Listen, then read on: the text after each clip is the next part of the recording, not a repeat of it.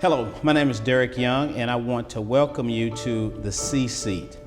The C-Seat is a simple concept. The C-Seat is a program where we talk to CEOs, we talk to local and leaders at a distance about a very important topic, and that topic is corporate culture. Here at Trevecca in the Masters of Organizational Leadership program, the goal is to make sure that the students who come through this process get real world insight, real world ideas on what it takes to have a successful career. And we believe that having a good understanding of culture and how culture matters in organizations is a key to that success. Today, I'm very glad to have with us a friend, someone I admire, a local leader. He is the founder and executive chairman of Zycron, Mr. Darrell Freeman.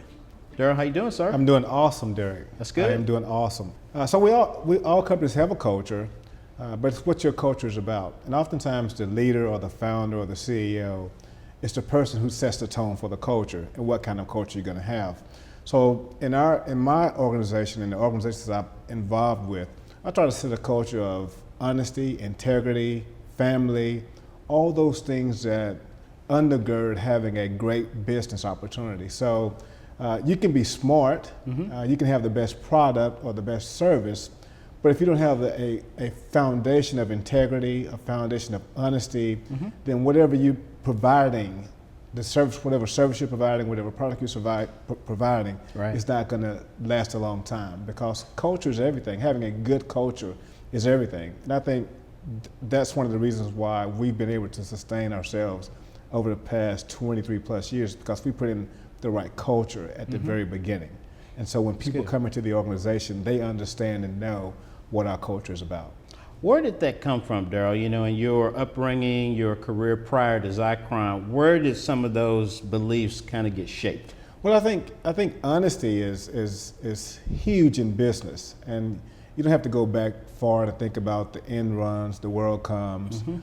They didn't have a culture of integrity, a culture of honesty, the culture of doing the right thing. Right. I grew up always wanting to do the right thing. Right. And so when I started this company, it was just an extension of my childhood of wanting to do the right thing. Even though I wasn't born in the best environment or the best situation, I always wanted to do the right thing by my parents. I never wanted to embarrass them in any way. And so that just stuck with me all my years as a young man, as a young adult, and as a CEO and a founder of multiple organizations. You know, one of the things we talk about a lot with some of our clients is that the CEO, in your case, has a vision, has a set of core beliefs. What are some of the things Zycron has done over the years to make sure that the things you all desire at the top of the organization are happening on the ground level? Well, so what you want to do as a CEO of a company, or as a leader of the company, you want to have people around you that you replicate yourself in them. Right. They understand your thought process. They understand what you're thinking about, how you're thinking about it. They understand what you would do in certain situations. Right. And so, as a CEO, as a founder and a chairman, I mean, you're only one person, but when you have 350 people in your organization, you need to make sure that what you believe in permeates the organization, and you do that one person at a time, one leadership level at a time. And so my core team, they all understand how I feel about certain situations. Right. And so if it's a question about whether we're going to do the right thing or not, that's not a question. Right. They know we're going to do the right thing. They know the answer, right. And in my absence, they'll make the right decisions. And I don't tell them, they don't have to come and ask me for the answer. I ask them to go ahead and make the decision, and you can come and tell me later. Right. But in most cases, they make the right decision, and it's based on what's right for our customers, what's right for our team members. It's got to be the right thing. So, I mean, we've had situations where a client may have sent us a six-figure check twice. Right. And my CFO understands that in our culture, it's not to cash the check and then wonder if the client's going to discover that they sent a check twice, but it's to send the check back immediately and say, hey, you made a mistake here. And then come and tell me, hey, Darrell, by the way, ABC company sent us a check twice. I've already sent it back. So what you're saying is that you've tried to create a culture where the leadership as models to the people beneath them literally know, here are the standards that I operate by. Right. While we're going to be different in obviously many respects, the standards for how we do things are really what ought to be central, what ought to be. Yeah. In all parts of our business, we're dealing with people, right? And so we have a culture of taking care of family first. And so, I had a young man working for me who wanted to go to Russia and adopt kids. But he was afraid. He was trying to figure out how much PTO time he had to make the trip. And I said, hey, don't worry about the PTO time. You make the trip, get the kids adopted, and don't worry about PTO. I'll take care of paying you for that trip. But it's about doing what's right. And then when you do what's right by people and when you help them out in various situations, they'll go the extra mile for you in business. Right. And so you create some fans, if you will, by doing what's right. And so we're not a traditional company. We don't have people come in and clock in at 8 and clock out at 5. We have, what I tell our folks is I want you to be the person in the family that takes care of the kids. So when the kid is sick at school, you should take the call. You should be the one to leave the office and go pick up the kid. Or if there's a baseball game at 3 o'clock, you should be the one at the baseball game. And sometimes I get on to some of my team members who are parents who miss out, if they miss out on a baseball game or a swim meet. I say, hey guys, work is not that important. You need to be with your kids. So that's the kind of culture we have. That's awesome. Now, obviously, that's not the norm. You and I both know that, right? But obviously, y'all have been able to have success with that. Right. So what was it that gave you the faith, the belief that having that culture would still enable you to have financial success? But also not only do we have a culture of honesty and integrity and doing the right thing, but we also have a culture of performance. Okay. And so you must perform at your job. You must perform at adding value. None of these things work if you're not performing. Right. And so I can't afford to have you go to Russia for 2 weeks if you're not performing. Gotcha. Right. And so it's a situation where we say, if you're scoring 30 points a game, you can get some freedoms. Right. If you're getting 25 rebounds a game, you can get some freedoms. Right. But if you're not, then you may not have those freedoms. Gotcha. So it's a culture of performance as well. And so we try to keep high-performing people on the team, but keep them engaged with their families, because I think that makes for a more healthy team member when they're equally yoked and balanced with their families. That's good. That's reminded me of a famous story. Somebody was interviewing Jimmy Johnson, the former coach of the Dallas Cowboys, Super Bowl winning coach. And they said, Coach Johnson, they said, do you treat all your players the same? He said, no, I don't. And the interviewer was a little bit surprised by that. He said, well, I'll give you an example. He said, we had a team meeting once, and out of all the players in the room, there were 2 players who fell asleep in my team meeting. One was a 5th string guy whose first name I didn't even know, and the other one was Troy Aikman. He said, who you think I woke up, right? So, your point is that what you're saying is that the culture is fully balanced. Yes. The point is that a person who is contributing, a person who's demonstrating that they get it, that they're providing value, that makes a lot of sense. They'll get some freedoms. Right. And I want them to have those freedoms. I mean, work is just a part of a person's life. Right. It's not their whole life. Right. And actually it's a minor part. Because they're only with you 8 to 10 hours a day.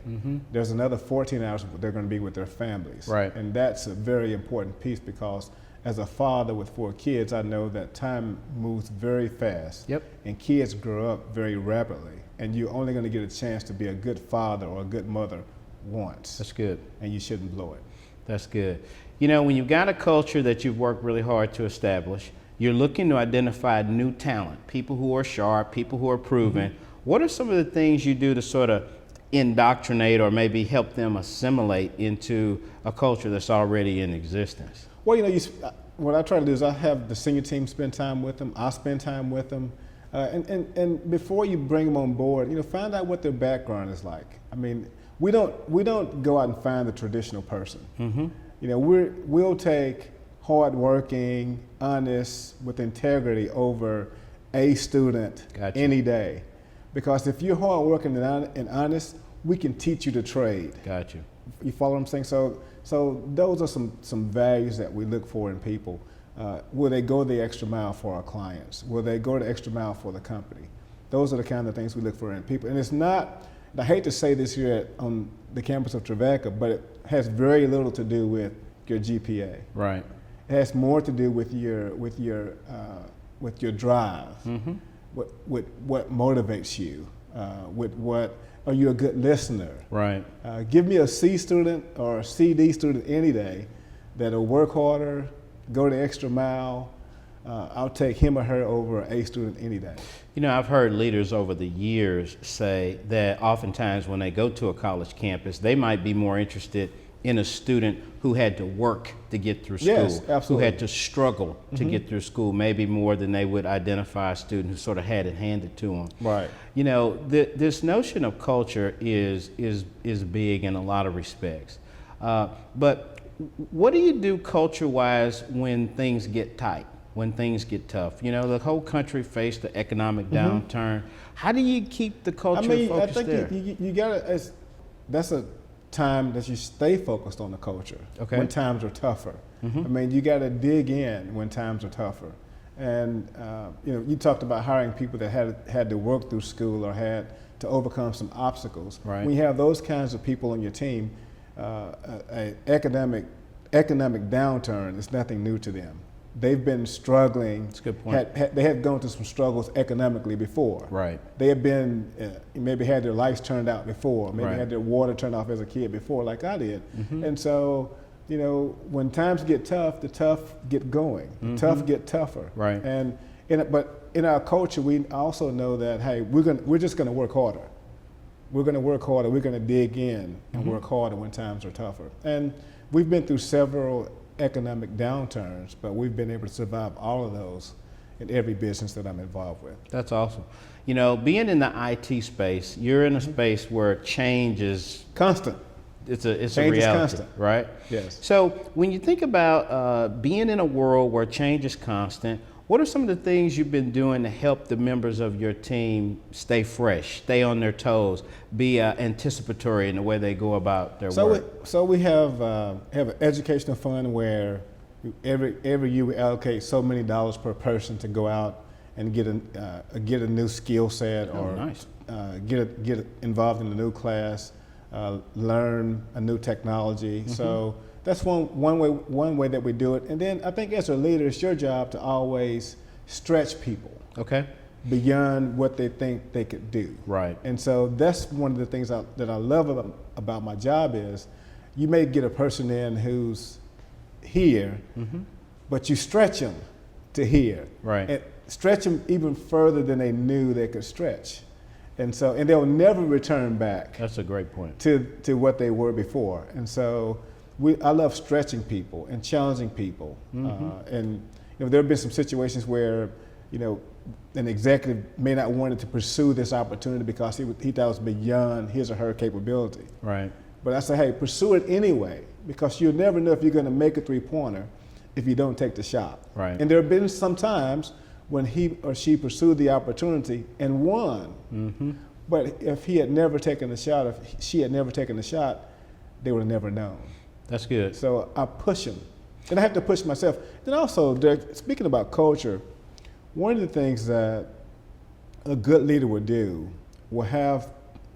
he would establish a culture, he or she would establish a culture that will allow for bad feedback. Interesting. Have a culture where, you know, when you have a garden and you plant seeds and you fertilize it and stuff grows. Right. You know, the tomato plant grows or some kind of tree grows in it. Right. Well, I have a culture where I fertilize negative feedback. I want you to give me the bad news. Okay. A culture that wants that, and that people understand that, hey, giving Darrell the bad news is not going to affect my job in any way. Or that a culture that says the CEO doesn't have the best ideas. Right. That I may come up with an idea and my team may say, well, Darrell, you know, that's pretty dumb. And in some cases I said, well, okay, it's a dumb decision, but we're going to move on with it anyway. Right. Right? because I think I'm thinking it is. You feel it's good, I right? feel it's good, but along the way, you know, a few blocks down the road, I come to discover it's a dumb decision. Right. And I go back to my team and said, you know what, you were exactly right. That was a dumb decision. We're throwing that out. Right. Right. And you know, I've had several situations like that where I have made decisions as a leader of a company that impacted a large number of people in the company. Sure. Right? That's I thought it was a good decision. Right. And it was not. And so not only will I reverse my decision, that I did reverse my decision, I reversed my decision and I called everybody in the room and I apologized to them for making a bad decision and not listening to the people who told me it was a bad decision. What do you think the impact of that choice was on your group? The impact of reversing or Reversing and then coming back with an apology. You know, it wasn't a big deal for me. It was a big deal for them. Sure. I mean, many people came to me and said, you know, normally the owner wouldn't do that. You bet. Wouldn't do that. They would just go on down the road or a reverse decision and not, you know, came back and apologized. But since my decision impacted a lot of people, I felt I needed to apologize. And so I've had a few of those. That's awesome. You know, one of the things we have shared with countless clients we work with is that the number one thing you want to identify when you have a new boss or a new leader is that boss's level of insecurity.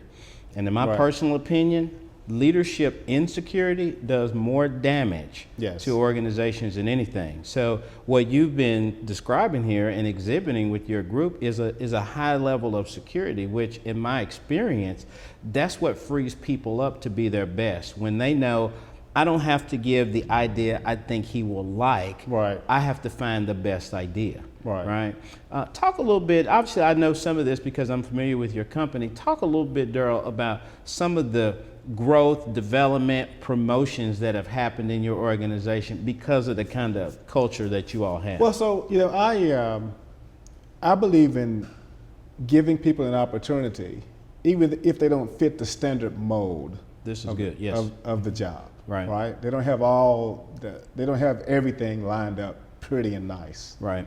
You know, and so I believe in giving people the opportunity, and also I believe in working with them year after year after year to help them improve themselves. And when a C-level spot opens up in the organization or a VP level spot opens up in the organization, I don't go out and try to find somebody. Right. The first place I look is within the organization. Right. We're going to have a C-level change in a little while, in a few months, and when I learned of the change was coming, I went to bed that night saying, man, I'm really going to miss that person. But then I woke up the next morning and said, you know, I got ABC person who's been with me 10 plus years. She deserves a shot at the opportunity. Right. So people know that if they stick with me for a while, that they'll get a chance to grow and prosper, and should a C-level spot open up, they'll get the first shot at it. That's awesome. You know, I think that when you start talking about culture once again, it's more about what you do than it is about what you say. Yes. We need values and mission statements all day long. We need them. We need nice placards all over the building. We do. That's beautiful. But at the end of the day, people are ultimately going to make their decisions about how engaged they are, how committed they are, based on what they see you repeatedly do. Absolutely. The other thing I want to talk about, Derek, we talked about people who are afraid to give you the bad news. You know, Bernie Ebbers at, I think it's WorldCom. The people around him knew he was messing up. Right. But he didn't have a culture that allowed them to come to him and say, man, you're really messing this thing up. Right. And it cost him a lot. It cost him his job, cost the shareholders a lot of money, and it cost him his freedom. Right. I mean, it's very costly when you have a culture that does not ask people to disagree. No, you're right. I think I say this all the time, Darrell. If you start at the book of Genesis and go through Revelation, you look at every king in Scripture. Practically every king had advisors. but not every king listened to their advisors. Right. And the kings who listened and took the counsel, to your point, though it might be hard, though it might be drastic, they were the ones who had the greatest run with the fewest problems. And again, I think that's what you're describing. Yeah. You know, kind of switching gears just a little bit, one of the key areas here at Trevecca with the Masters of Organizational Leadership program is helping students understand strategy and strategic thinking. What's that look like for you at Zycron? Well, so strategy is being able to look around the corner, actually looking around several corners in terms of where the business is heading. And so being able to think outside the box, being able to look at this bottle and not just see a water bottle, but see an opportunity to see that, hey, this is half full, to see that ask yourself, how did this bottle get here? What business brought it here? Who made the bottle? Where did the top come from? What does the top cost? Why is it green? But strategy is thinking outside of the box and just taking a simple concept and exploring it and digging deeper into it. And so that's strategy for us. When a new piece of technology comes out, everybody's using iPhones and PDAs now. Not just thinking that as a phone, but okay, so maybe we can have our people now do timesheets on it. Maybe we can now track our people around the country on it. Maybe we can do video conferencing with it. But establishing a strategy to use new technology, new devices, and take our business to the next level. But strategy is important. For you, what are some things you experienced, you were a part of? How did you develop greater strategic thinking? Where'd that come from? Well, Derek, I just got lucky because I started this company a year after college. So I didn't go to business school. I hadn't taken one business class. I hadn't taken one accounting class. And so I've learned all of this on the fly. And so I've had to strategize as the market changed, as the market has changed over the past 23 years. When I first started this company, we sold computers. We sold hardware and software and printers and things like that. Well, when Michael Dell came out with the direct model, well, there was no need for organizations like mine to be a reseller, to sell to corporations. So I said, I got to establish a new strategy. My strategy at first was to sell hardware and software. But my second strategy was to say, okay, we're no longer going to do that, but we're going to provide services, because it's hard to buy services over the internet. Because services are more personable than just putting a box down somewhere. And so we had to change our strategy. And so the market will tell you when to change your strategy. And if you're lucky, you will listen to it and you will hear it and you will change your strategy fairly quickly. And sometimes some people are so smart, they're able to change their strategy before the market tells them. So it sounds like what you're saying is, in some instances, companies, organizations, leaders, even individuals maybe get so stuck on what they do that they miss what is needed. Yes, I mean, that's absolutely. what it sounds like you're saying. So in Nashville, there used to be a company called Computerland. I remember that. I do remember. But they're not in business anymore. No, they're not. Because they sold hardware, they didn't make the transition to services. When Michael Dell came out with the internet direct model, that should have been a sign to them that we got to do something different or we're going to be out of business. And so you got to be looking for those signs. I mean, you and I are old enough to remember that there used to be boom boxes. That people walked around with boom boxes with a cassette player and blasted music to all their friends and neighbors. Well, where's the boom box now? I mean, Sony came out with the little device you put on your hip. Walkman, I think the it Walkman. was. I mean, if you're in the boom box business, and you see that, I mean, you're out of business. Get out or die. Get out, make the change, or you're done. And so, and technology is moving so fast. So we don't want to be on the edge, the leading edge, but we want to be somewhere very, very near there as the market changes. Also, we've been able to adapt over the past 23 plus years. You know, I know you are a person, your undergrad was at Middle Tennessee State, master's degree at Middle Tennessee State. Yes. What advice do you have, generally speaking, for the members of the Masters of Organizational Leadership program? Meaning, if you could just say, here are one or two things you need to learn, you need to be good at if you want to have success in the marketplace, what would you tell them? You need to, number one, establish good relationships. I mean, people hire people that they like, Right. hire people that they know. So the more people you know, the more relationships you have, the better your chances are of going out and finding employment if that's your desire. Right. Okay. Secondly, know how to communicate. Know how to communicate where people can understand you. Know how to communicate where people communicate to them what it is that you want. I've learned that leaders let people know what they want. Right. Because if you don't let people know what you want, how are you going to get it? So if they don't know you want a job in banking or IT, if you're the only person that knows that, it's going to be hard for people around you to say, oh yeah, by the way, Derek, I know you want a job in IT. I was just talking to Sam over here. Right. And Suzette in his department says she's looking for ABC person. Yep. So be able to let people know what you want. Then also have good people skills. Have good people skills. Be able to interact with people. Be able to communicate across the board on a variety of subjects. Get up in the morning and read the Tennessean, read the Wall Street Journal. You know, be abreast of what's going on in the world. Right. And so when you sit down for an interview and you look up on the person's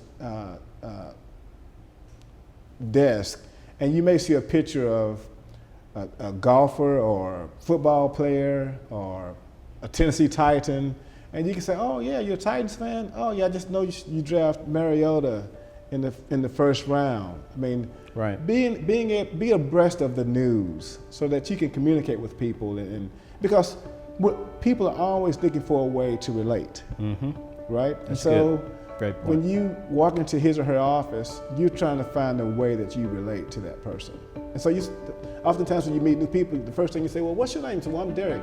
Well, where are you from? They're trying to figure out how we connect. Right.